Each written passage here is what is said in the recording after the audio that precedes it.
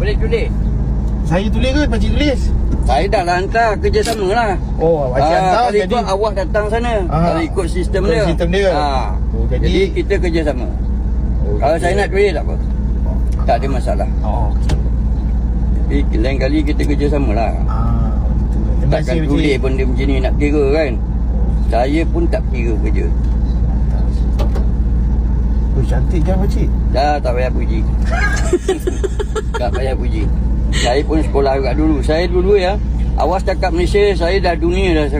Dah. Weh, pakcik ke dunia apa? Belayar? Tahu pun. Zaman pakcik dulu lah.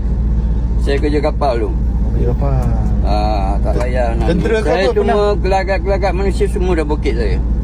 Apa nama? Saya Rezo, R-E-D-Z-O. R-E-D-Z-O. Nama kameng Orang Rezo. orang Tengok Rusia. orang lah tak? Apa nombor telefon? Cepat tu lah. Kosong Depan sikit. depan lagi. Nak masuk. Nak tunggu. Okey. 0 Lagi. 33 Lagi. 53 Lagi. 25. Lagi. Habis lah. Ya. Cukup dia nak panjang sampai sini.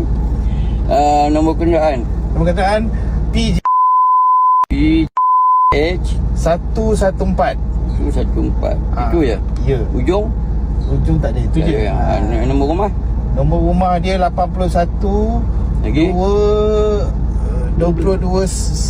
2/277C. 27C. Lain kali kena ingat. Okey, maaf. Dah habis ya? Itu je. Tujuan apa? Tujuan saya datang rumah ambil barang. Ambil barang. Ambil barang.